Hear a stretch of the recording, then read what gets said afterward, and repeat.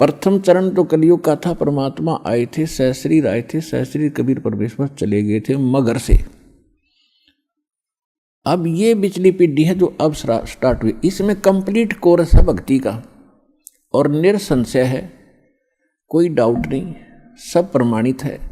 अब जो भक्ति करेंगे वो पार हो जाएंगे, मर्यादा में रहेंगे अंतिम सांस तक, वो तो सतलोक चले जाएंगे। फिर क्या होगा, 1000 वर्ष के बाद इस भक्ति में बहुत से ऐसे नालायक काल के दूत घुसेंगे, वो धीरे धीरे इनकी भक्ति खराब करवाना शुरू करेंगे। और उस समय जो सच भक्ति जितने समय वो कर चुके और उसके बाद मार्ग दिशा बदल ली, उनके साथ क्या बनेगी कि जैसे पुण्यात्माओं एक श्वास के मंत्र का जो इस दास से प्राप्त करके आप एक श्वास भी मंत्र का ले लेते हो सतनाम का,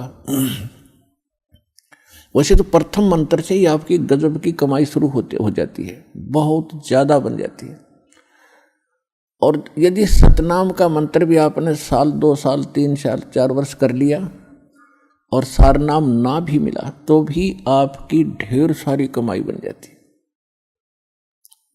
और फिर काल क्या करेगा, क्योंकि आपके पुण्य तो वो देगा, उसने तो ऊपर होटल बना रखे हैं, स्वर्ग महास्वर्ग, महास्वर्ग में और ज़्यादा टैक्स है देता हुआ आपसे, आपके पुण्यों से, कहीं 20%, कहीं 25%, कहीं पर 10%, ऐसे उसने अपने टैक्स लगा रखे। और जो खर्चा आप खाते हो वो अलग है, वो तो आपकी पूंजी से होगा, तो आपको स्वर्ग महास्वर्ग में रख देता है। और वहां आपके पुण्य आपके साथ होते हैं। जब महास्वर्ग के अंदर आपके पुण्य खत्म हुए उसके बाद स्वर्ग में ले आता है, नीचे एक अलग से एक स्वर्ग है, उस महास्वर्ग से अन्य जो कॉमन स्वर्ग है, उसमें भी जब आपके पुण्य खत्म हो जाते हैं फिर आपको पृथ्वी पर डाल देता है। तो वो पुण्यात्मा इतना समय वहाँ रहती हैं स्वर्ग में, महास्वर्ग में, फिर उनको सतयुग में प्रारंभ में जन्म देता है। इस भक्ति युग में की हुई भक्ति उनकी इतनी प्रबल हो जाती है कि फिर वो सतयुग में प्रथम जन्म लेते हैं। उनकी फिर भी इतनी भक्ति होती है क्योंकि सतयुग में लाखों वर्ष का जीवन होता है, एक का जीवन पूरा करते हैं, इतने युग 1-2 जीवन में वो सतयुग पूरा हो जाता है। फिर त्रेता में आते हो आप वही हो जो पहले भक्ति लगे थे, लेकिन आप फिसल गए, आप रिपट गए, विचलित हो गए किसी कारण से। और परमात्मा का विधान है, जो जन मेरी शरण है ताका हूँ मैं दास, और गेल गेल लाग्या फिरूं जब तक धरती आकाश। एक बार इस सच्चे नाम से आज कोई जुड़ जाएगा, आज उसने नाम ले लिया, कितना रोगी है और चाहे उसकी कल मृत्यु हो जा, नाम लेते भी हो जा, तो अभी परमात्मा अपने बही में लिख लेगा उस आत्मा को कि मेरी होगी भी। अपने आत्माओं हमने असंख्य जन्म बर्बाद कर दिए, असंख्य जन्म मनुष्य के खो चुके हो आप। ये पहला शरीर नहीं जागा जो आज आपका जाने वाला है, मान ले कभी भी। ये तो असंख्य बर्बाद हो लिए, तो कपड़े हैं, कुर्ते पजामे हैं, तो आपकी शरीर बॉडी ऊपर का। और इस नाम के लेते ही आपके कई सैकड़ों कुर्ते पजामे खूटियां व अलमारी में रख दिए जाते हैं।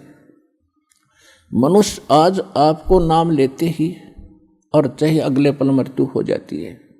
वैसे तो ऐसा नहीं होगा, जो सच्चे दिल से आते हैं उनको राहत मिलती है, उनका मनुष्य जीवन एक्सटेंड होता है, आयु भी बढ़ाता है परमात्मा। एक उदाहरण के लिए कहते हैं कि जो अविश्वास रूप में भी आके नाम ले लिया, अग देखेंगे किसी के कहने से आते हैं रोगी बहुत से, तो कि देख लेते हैं एक बार चल के, तो वो उनको भगवान वैसे उसको एक्सटेंड नहीं करेगा, उनका पता है कि इसको मैंने जीवन भी दे दिया, यू आगे फिर वो बकवाद करेगा।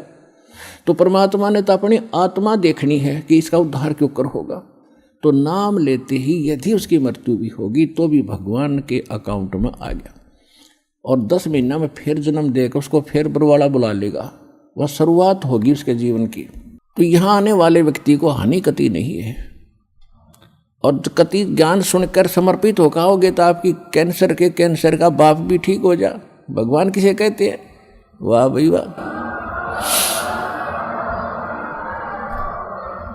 यहां पर कम से कम लाखों भक्तों के कैंसर तक के रोग ठीक हो चुके, जिन्होंने समर्पित भाव से परमात्मा पर विश्वास करके नाम लिया और मर्यादा निभाई। क्योंकि दुखी आदमी मर्यादा खूब निभाता है, सुखी तक गड़बड़ कर देता है, समाज को गणा देखे। उसने तो अपनी जान दिखाई देती है, तो उस पर जल्दी राजी हो है भगवान, जल्दी प्रसन्न होता है, उसका जीवन भी बढ़ावेगा और उसको रोग से मुक्त भी करेगा।